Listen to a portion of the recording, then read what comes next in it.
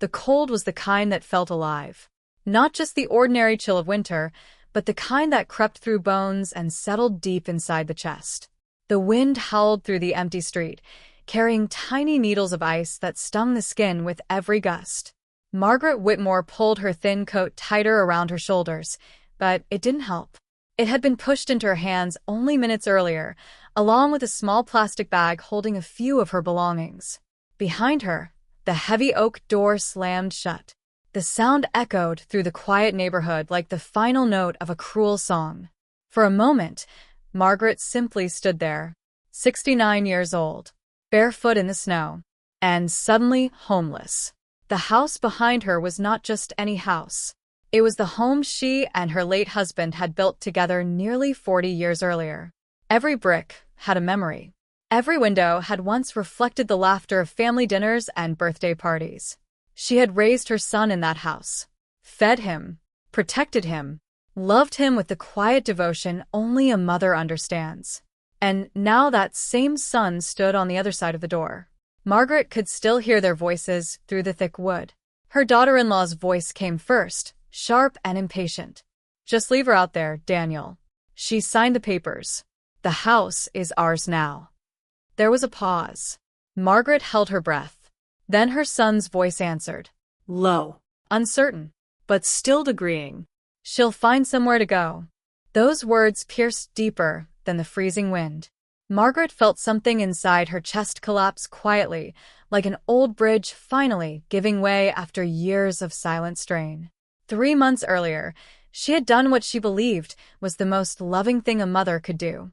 She had transferred everything. The house, the savings, the small inheritance her husband had left behind. All of it had been signed over to her son and his wife. Family should share everything, she had said proudly that day. Her daughter-in-law had smiled. A warm, grateful smile. Or at least that was what Margaret had believed at the time. Now she understood the truth. The smile had never reached the woman's eyes. The wind roared again, sending a swirl of snow across the driveway. Margaret's fingers had already gone numb. Her breath came out in short white clouds that vanished almost as quickly as they appeared. She took one slow step toward the street. Then another. Each step felt heavier than the last. The cold was stronger now. Her knees trembled. Her vision blurred. A strange dizziness wrapped around her thoughts like fog. Margaret collapsed gently into the snow. The world grew quieter. The wind faded. Even the biting cold began to disappear. For a moment, she thought she heard footsteps approaching. Soft, calm. And then the voice. Warm, kind. Not like the voices she had heard inside the house. "My child," the voice said gently. "You loved them with your whole heart." A soft light spread across the darkness around her. Margaret opened her eyes slowly. Standing before her was a figure bathed in quiet, golden light. Peace radiated from him like warmth from the sun. "Who are you?" she whispered weakly. The figure smiled. "I am here," he said softly, "because your story is not meant to end like this." Margaret felt the snow beneath her begin to fade away, replaced by a strange sense of calm. "Tell me," the figure continued, "if you could return to the moment before you gave everything away, would you see the truth this time?" Margaret's lips trembled. "Yes," she whispered. The light around them grew brighter. "Then wake up," the voice said. "Your second chance begins now." Margaret's eyes flew open. For a moment, she couldn't breathe. Her heart pounded violently in her chest, as if she had just run for miles. The room around her was dark except for the faint gray light of early morning slipping through the curtains. She gasped and pushed herself upright. No snow. No wind. No frozen street. She was in her bedroom. The familiar scent of lavender from the old dresser drawer filled the air. The wooden clock on the wall ticked steadily, the same quiet rhythm she had heard every morning for the past 20 years. Margaret pressed a trembling hand against her chest. I'm alive." Her voice sounded small in the still room. She looked down at herself. Instead of the thin coat she had worn outside in the freezing night, she was dressed in her usual cotton nightgown. The heavy quilt her husband had bought decades earlier still covered her legs. Her fingers were warm, Not numb, not frozen. Slowly, Margaret turned her head toward the nightstand. The calendar hung on the wall beside it. Her breath caught. December 3rd. Her mind raced.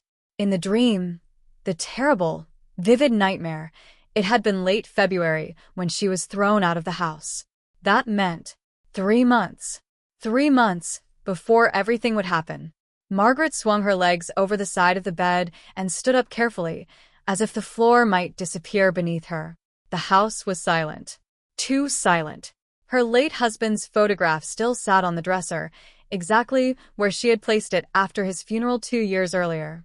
His warm smile stared back at her as though nothing in the world had changed. But Margaret knew something had changed. Inside her. She walked slowly to the window and pulled the curtain aside. Outside, the yard was peaceful. A light frost covered the grass, sparkling faintly under the rising morning sun. The maple tree Daniel had climbed as a boy stood tall and quiet in the corner of the yard. Her house. Still hers. Not yet signed away. Margaret suddenly remembered the moment from the dream. The papers. The lawyer's office. Her daughter-in-law smiling sweetly while sliding the documents across the table. Just a simple transfer, Mom. It will make managing things easier for everyone. Margaret had believed her. She had believed both of them. Because that's what mothers do. They trust. They forgive. They give. But now, something felt different. Margaret walked toward the hallway slowly, each step careful and deliberate. From downstairs, she could hear faint voices. Daniel. And his wife, Rebecca. They must have come early that morning. Margaret paused at the top of the staircase. Rebecca's voice drifted upward first. Soft. Controlled. But there was something beneath it Margaret had never noticed before. Something calculating. If she signs the house over before spring, Rebecca said quietly, we can start the renovation immediately. Margaret froze. Her son's voice answered. Rebecca, maybe we shouldn't rush her. A short silence followed. Then Rebecca laughed softly. Oh, Daniel, she said sweetly. Your mother trusts you. She'll do whatever you ask. Margaret felt a cold shiver move through her spine. Not from winter. From realization. The dream hadn't just been a nightmare. It had been a warning. And for the first time in her life, Margaret Whitmore began to watch her own family very carefully. Margaret remained at the top of the staircase long after the voices downstairs faded. Her hand rested lightly on the wooden railing, but her mind was racing. Just minutes ago, she had still been trying to convince herself the vision in the snow was only a nightmare. Something born from grief, loneliness, and too many quiet nights in an empty house. But now she had heard it with her own ears. If she signs the house over before spring, we can start the renovation immediately. Rebecca's words echoed through Margaret's mind again and again. Not if your mother wants to. Not when she's ready. Just when she signs. As if the decision had already been made. Margaret slowly walked back into her bedroom and closed the door behind her. She sat down on the edge of the bed, staring at the photograph of her late husband on the dresser. Thomas Whitmore had always been a careful man. Practical. Observant. There had been many evenings when he warned her gently about trusting people too easily. Love them, Margaret, he would say with a small smile. But don't stop seeing clearly. At the time, she used to laugh at him. Daniel would never hurt me, she had insisted more than once. He's our son. Thomas never argued. He would simply nod and return to reading his newspaper. But now, sitting alone in the quiet bedroom, Margaret felt something she hadn't expected. Not anger. Not yet. Something colder. Clarity. She stood up and walked to the closet, reaching for the robe she wore most mornings. As she tied the belt around her waist, she glanced again at the calendar. December 3rd. In the dream, the meeting with the lawyer had happened just after Christmas. That meant she had several weeks.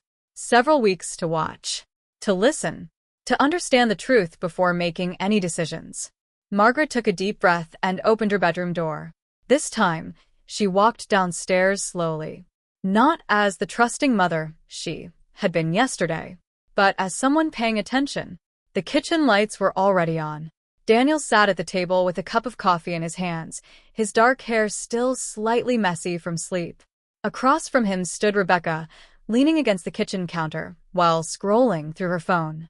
They both looked up when Margaret entered. "Morning, Mom," Daniel said with a quick smile. Rebecca followed with her usual polite expression. "Good morning, Margaret." Margaret noticed it immediately. She had been part of this family for nearly 8 years, yet Rebecca had never once called her mom. Not once. "Good morning," Margaret replied calmly. She moved to the coffee machine and poured herself a cup. Rebecca set her phone down. "We were actually just talking about you," she said lightly. Margaret raised an eyebrow.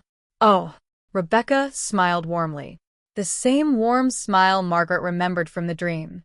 "We were thinking it might be time to simplify things for you," she continued. Daniel shifted slightly in his chair, but said nothing. Rebecca folded her hands together. "You've been managing the house, the accounts, the taxes, all by yourself since Thomas passed away." She paused, then added gently, "That must be exhausting." Margaret took a slow sip of coffee. The words sounded caring, thoughtful, but now that she was truly listening, she could hear something else beneath them.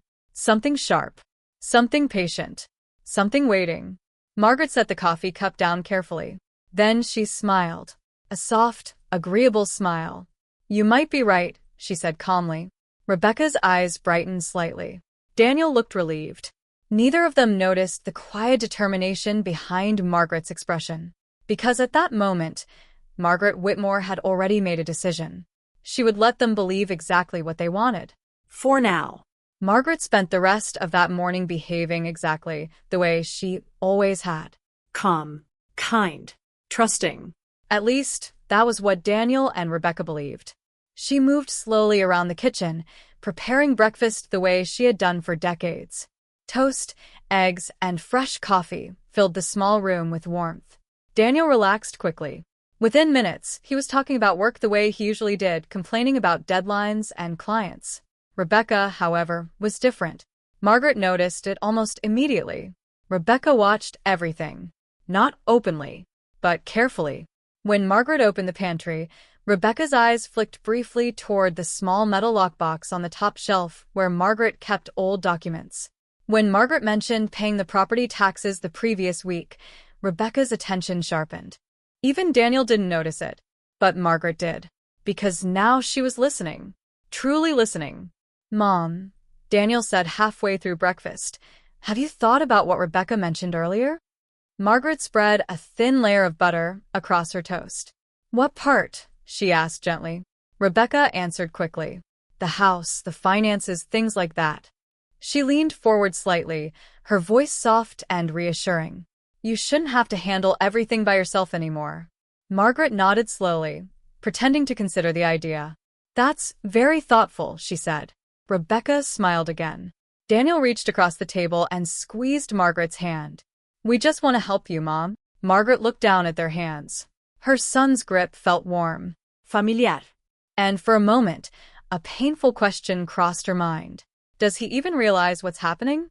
Or had Rebecca slowly planted these ideas in his mind over the years? Margaret couldn't be sure yet, but she intended to find out. After breakfast, Daniel left for work. Rebecca stayed behind. "I have a few errands today," she explained, picking up her coat. Then she hesitated. "Actually, before I go, there's something I wanted to ask." Margaret waited patiently. Rebecca stepped closer, lowering her voice slightly. "Do you still keep all the financial paperwork in Thomas's old office?" Margaret's expression remained perfectly neutral. "Yes," she said. "Why?" Rebecca waved her hand lightly. "Oh, no reason. I was just thinking if we ever sit down with a lawyer to organize things, it would help to know where everything is." Margaret nodded slowly. "That makes sense." Rebecca's eyes brightened again. "Exactly." She grabbed her purse and headed toward the door. But before leaving, she added one more sentence. Casually. Almost as if it didn't matter. "You know," she said, "sometimes the smartest thing parents can do is transfer things early." The door closed behind her a moment later. The house became quiet again. Margaret stood alone in the kitchen for several seconds. Then she turned and walked slowly toward the hallway. Thomas's old office was at the end. The door creaked softly as she pushed it open. Inside, Everything remained exactly the way her husband had left it. The desk, the filing cabinets, the shelves full of neatly labeled binders. Thomas had always believed in keeping records of everything. Margaret stepped inside and closed the door. Then she sat down in his chair. For the first time since the dream, she allowed herself to speak out loud. "They think I'm going to give them everything," she murmured. Her eyes moved toward the filing cabinet where the house deed and financial records were stored. A slow, thoughtful smile appeared on her face. "Well," she whispered quietly, "maybe I will. But not the way they expect." Margaret did not rush.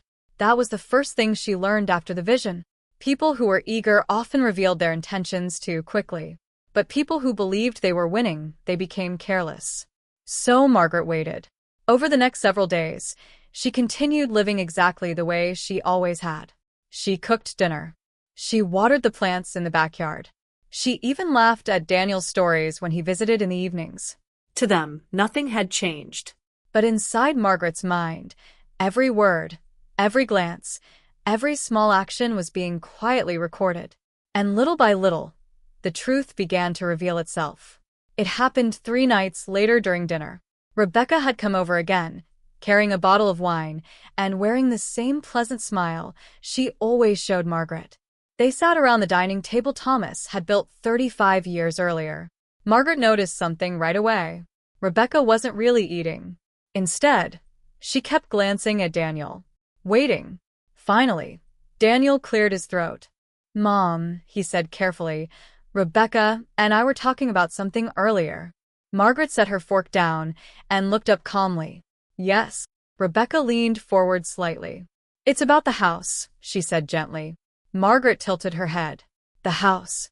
Rebecca nodded. "Well, this place is very large, and maintaining it must be difficult for you alone." Margaret remained silent. Rebecca continued. "We just thought it might make sense to transfer ownership earlier rather than later." Daniel quickly added, "Only for practical reasons, Mom." Margaret watched both of them quietly. Rebecca's voice was smooth, carefully practiced. "You could still live here, of course," Rebecca said reassuringly. "Nothing would change for you." Those exact words sent a cold ripple down Margaret's spine. Because in the vision, Rebecca had said the same thing. Nothing would change. Margaret slowly reached for her glass of water and took a sip. "What made you start thinking about this now?" she asked softly. Rebecca answered without hesitation. "Well, planning ahead is always wise." Then she added something else. Something small, but very revealing. "If we begin renovations in the spring, the property value could increase significantly." Margaret felt something click quietly in her mind. There it was. Not concern, not family. Property value. Daniel shifted in his chair. "We're only suggesting it because we want to help you." Margaret looked at her son. For a moment, she saw the little boy he once was, the one who used to run through the backyard chasing fireflies on summer nights. But the man sitting across from her now looked different. Older. Influenced. Perhaps even manipulated. Margaret placed her hands gently on the table. Then she smiled. A slow, thoughtful smile. "You may be right," she said calmly. Rebecca's eyes lit up immediately. Daniel looked relieved. "We can talk to a lawyer soon," Rebecca said quickly. Margaret nodded. "Yes," she said. "I think that would be a very good idea." Rebecca and Daniel exchanged a quick glance of victory. They believed the conversation had gone exactly the way they wanted. What they didn't realize was that Margaret Whitmore had just learned something extremely important. They weren't interested in helping her. They were interested in the house. And now that she understood their true goal, Margaret finally knew where to begin. The next morning, Margaret woke earlier than usual. The house was quiet, the kind of peaceful silence that often comes just before sunrise. Pale light filtered through the kitchen window as she poured herself a cup of coffee. But today, she wasn't thinking about breakfast. She was thinking about Rebecca's eyes at the dinner table the night before. That flash of excitement when Margaret had agreed to meet a lawyer. Rebecca had tried to hide it, but Margaret had seen it clearly. And that meant one thing. They believed they were close to winning. Margaret sat at the kitchen table and slowly stirred her coffee. The spoon clinked softly against the cup, echoing in the still room. Then she made a decision. If they wanted to talk to a lawyer, she would make sure the right lawyer was involved. Margaret walked down the hallway and entered Thomas's old office again. The familiar smell of wood and paper greeted her like an old friend. Her husband had trusted very few people with financial matters, but there was one man he trusted completely. Margaret opened the top drawer of the desk and pulled out a small leather address book. Her fingers moved across the pages until she found the name. Richard Caldwell, family attorney. Margaret picked up the phone and dialed the number slowly. It rang twice. Then a calm voice answered. Caldwell and Associates. Good morning, Margaret said gently. May I speak with Richard Caldwell? This is Richard. Margaret smiled faintly. Hello, Richard. This is Margaret Whitmore. There was a short pause. Then his voice warmed immediately. Mrs. Whitmore, it's good to hear from you. How are you holding up? Margaret glanced toward the photograph of her late husband on the desk. I'm managing, she replied softly. Then her tone changed slightly. But I believe I may need your help. Richard's voice became more attentive. Of course. Margaret hesitated for a moment before speaking again. My son and his wife would like me to transfer ownership of my house and certain financial assets. Another pause followed. Not a surprised pause. A cautious one. And how do you feel about that? Richard asked carefully. Margaret leaned back in the chair. That depends, she said quietly. On what? On whether they deserve it. The line was silent for a moment. Then Richard spoke again. I see. Margaret continued calmly. I would like to arrange a meeting with them next week. That can be done. But, Margaret added gently, before that meeting happens, I want to prepare something else. Richard lowered his voice slightly. What exactly do you have in mind? Margaret looked around the office slowly. Her husband had built their life with patience, with planning, with wisdom. Now it was her turn. I want to make sure, she said softly, that the truth reveals itself. There was another pause on the phone. Then Richard spoke again, sounding almost impressed. I believe we can arrange that. Margaret smiled faintly. Yes, she said. I think we can. As she hung up the phone, a strange calm settled over her. For the first time since the vision in the snow, Margaret no longer felt afraid. Because the game her daughter-in-law had started was no longer being played by only one side. Margaret did something unexpected over the next few days. She became kinder. Not suspicious. Not distant. Kinda. She called Daniel just to ask how work was going. She even invited Rebecca over for tea one afternoon, complimenting her coat and asking about her plans for the spring. To anyone watching, it looked like a sweet older woman finally accepting help from her family. Rebecca certainly believed it. In fact, Rebecca's confidence grew quickly. Margaret noticed the change immediately. Her daughter-in-law began speaking more openly about the future. She talked about renovations, new furniture, and even landscaping plans for the backyard.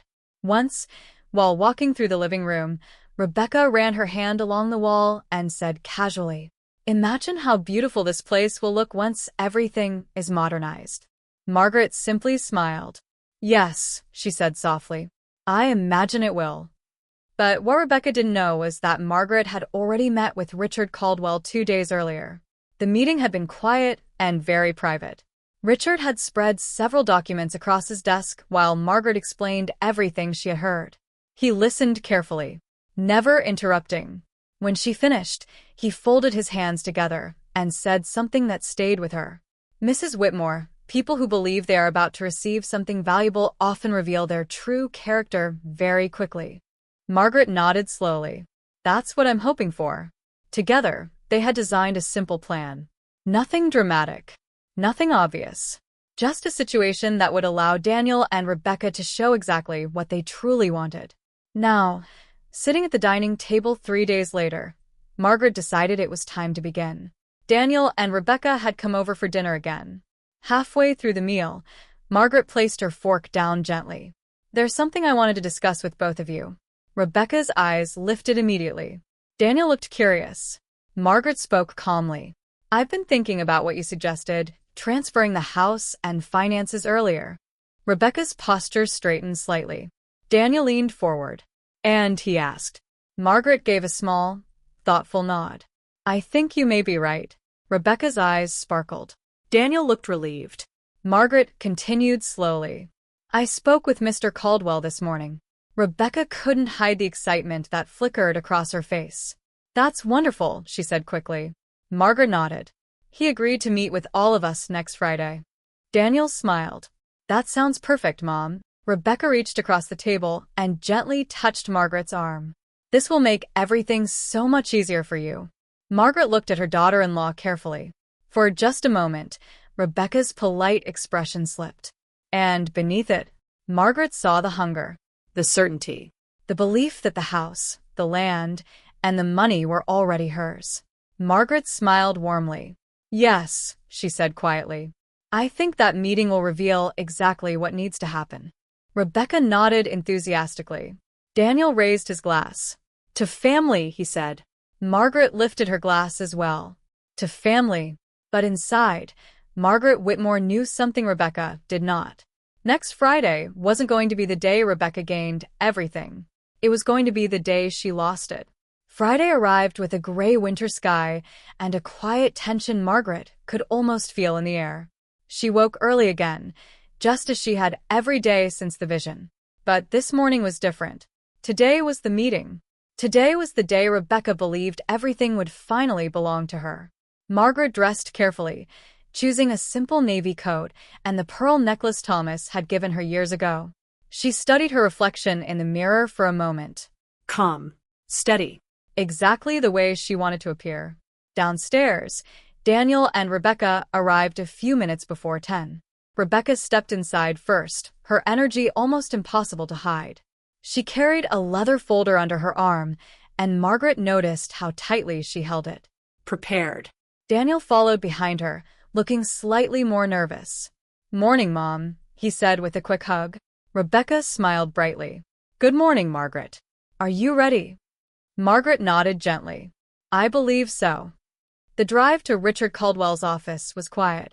Rebecca occasionally glanced at Daniel, and once Margaret caught her whispering something that made Daniel nod. Margaret said nothing. She simply watched the road ahead. The law office stood in a quiet brick building downtown. Inside, the air smelled faintly of polished wood and old paper. Richard Caldwell greeted them at the door with a warm but professional smile. Mrs. Whitmore, he said. It's good to see you again. Thank you for meeting with us, Margaret replied. Richard shook Daniel's hand and nodded politely toward Rebecca. Please, everyone, have a seat. They gathered around the long conference table in his office. Rebecca placed her folder on the table immediately, sliding it closer to Richard. We actually prepared a few documents already, she said smoothly. Margaret watched carefully. Rebecca's confidence was growing with every second. Richard opened the folder and glanced through the papers. Property transfer agreement, he murmured. Rebecca leaned forward. Yes. It simply moves ownership of the house and related assets to Daniel. Margaret would, of course, continue living there. Richard looked up. And you're comfortable with this, Mrs. Whitmore? Margaret folded her hands neatly on the table. Yes, she said calmly. Rebecca's smile widened. Daniel exhaled quietly, clearly relieved. Richard nodded thoughtfully and set the papers aside. Well, he said slowly, before we finalize anything, there is one additional document I'd like to review with everyone. Rebecca frowned slightly. What document? Richard reached into a drawer and pulled out a sealed envelope. This, he said, placing it on the table. Rebecca exchanged a quick glance with Daniel. Margaret remained perfectly still. Richard slid the envelope open and removed a thick set of papers. Mrs. Whitmore asked me to prepare an updated estate declaration. Rebecca blinked. Updated. Richard nodded. Yes. And before we move forward with the property transfer, it would be best for everyone to hear the terms. The room suddenly felt very quiet. Rebecca's confident smile faded just a little. Margaret watched her carefully, because the moment she had been waiting for was about to begin. The conference room felt suddenly smaller. Rebecca sat perfectly still, her fingers tightening slowly around the leather folder in front of her.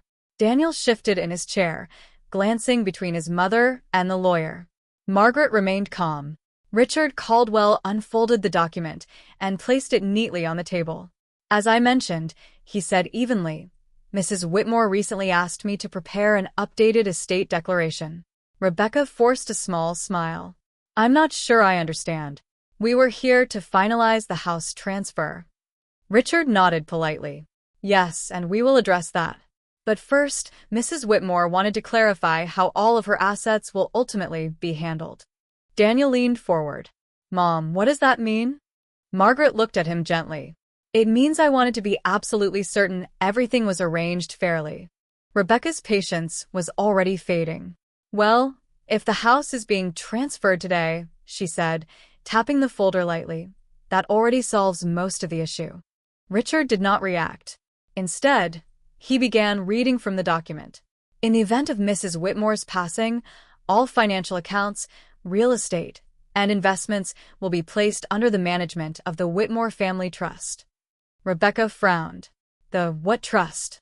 Richard looked up calmly. The Whitmore Family Trust, a legal entity established this week. Daniel blinked in confusion. Mom, you never mentioned a trust. Margaret folded her hands calmly on the table. That's because it didn't exist until recently. Rebecca's voice sharpened slightly. And who controls this trust? Richard turned a page. For the first 10 years, all assets will remain under Mrs. Whitmore's direct management. Rebecca's eyes narrowed. And after that? Richard continued reading. After that period, the trust's funds will be distributed across several charitable foundations supporting elderly housing programs and community care services. The room went completely silent. Rebecca's chair scraped slightly as she leaned forward. Excuse me, she said sharply. Daniel looked equally shocked.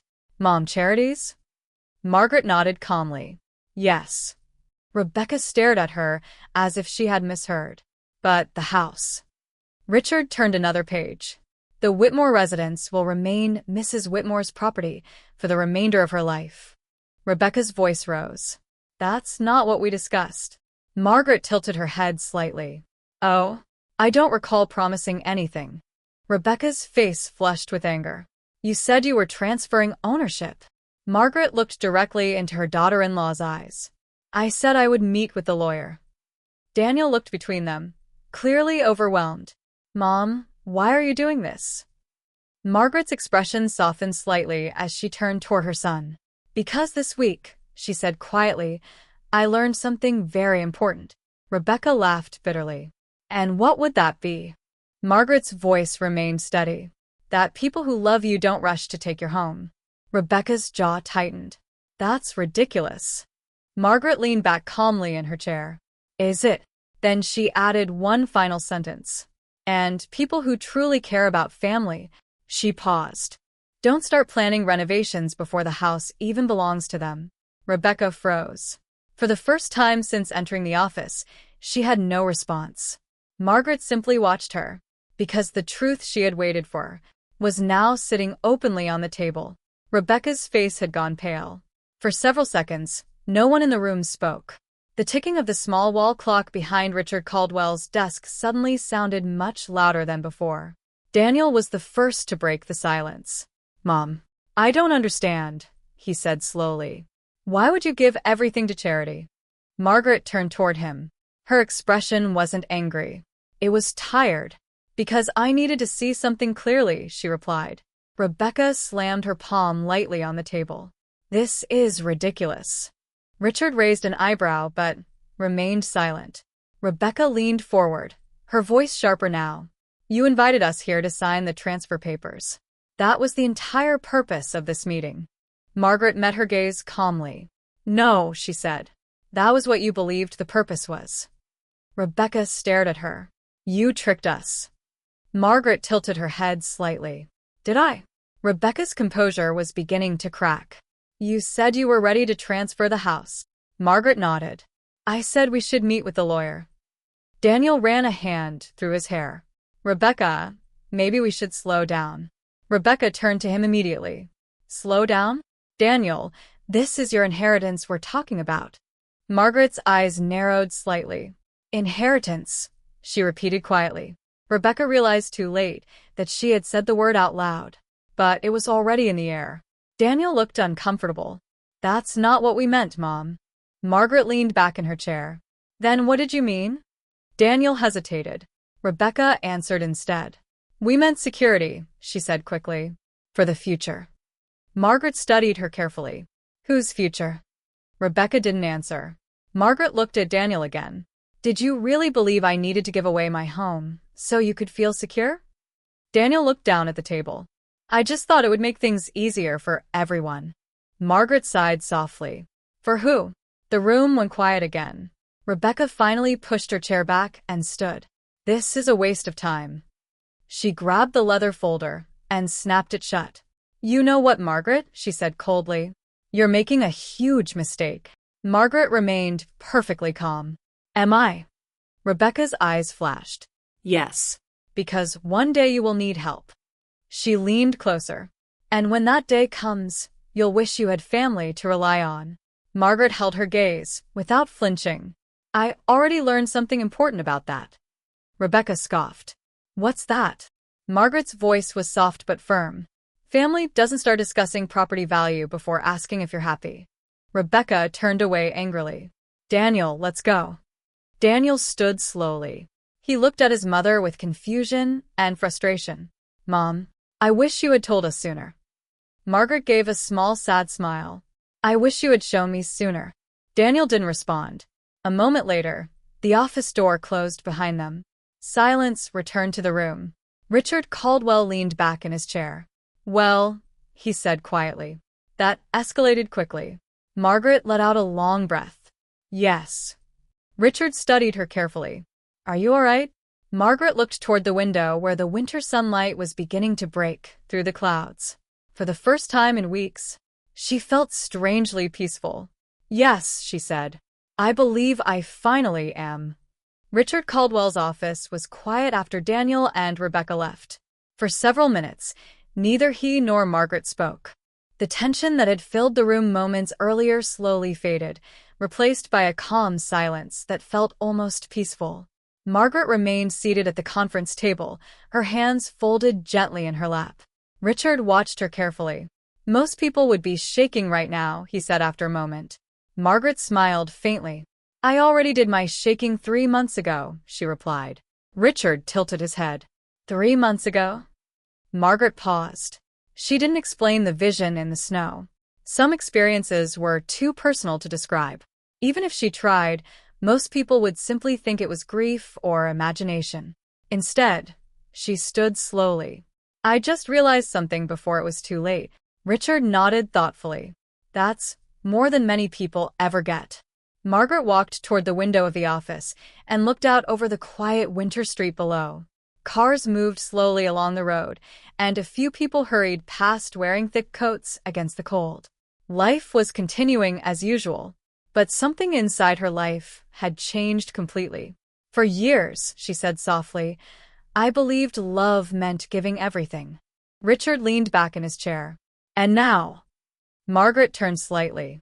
Now I believe love also means protecting yourself from people who only pretend to care. Richard gave a small approving smile.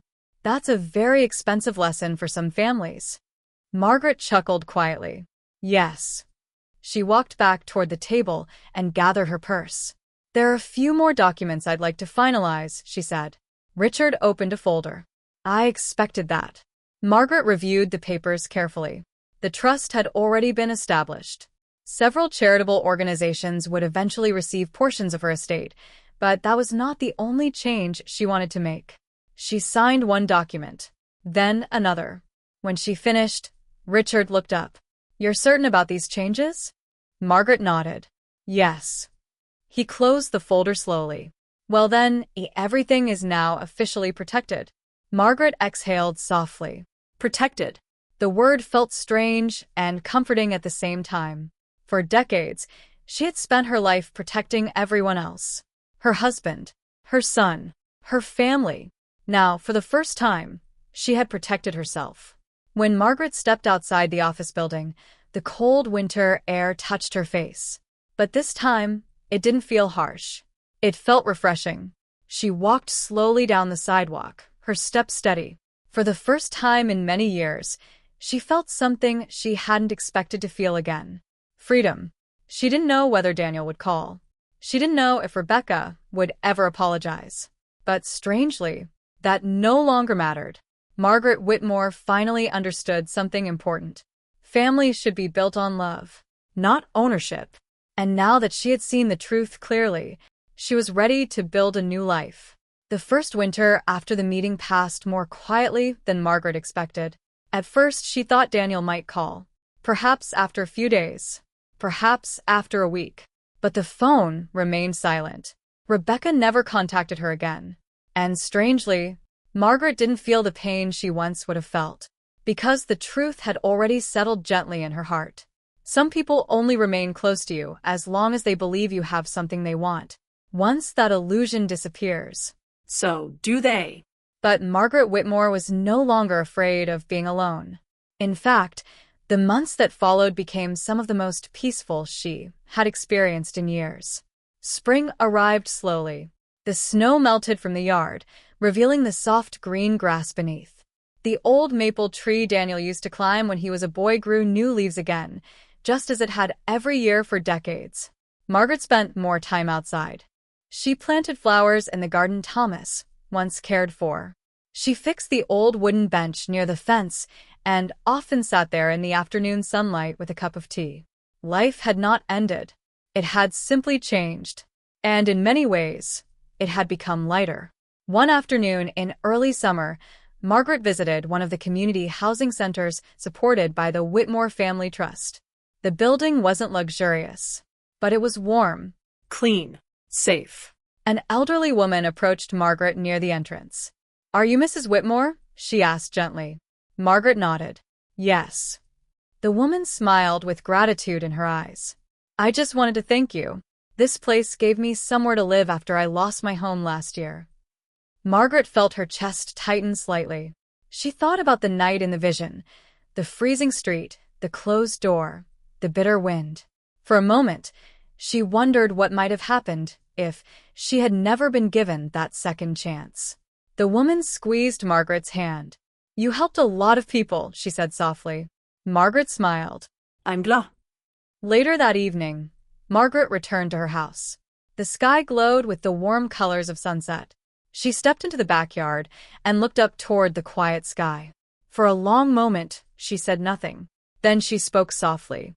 "Thank you." The words were simple, but they carried deep meaning. Thank you for the warning. Thank you for the second chance. Thank you for opening my eyes before it was too late. A gentle breeze moved through the leaves of the maple tree. Margaret Whitmore smiled. She had once believed her story would end on a cold winter night, alone in the snow. Instead, it had led her somewhere better, somewhere peaceful. And for the first time in a very long time, Margaret knew she was exactly where she was meant to be.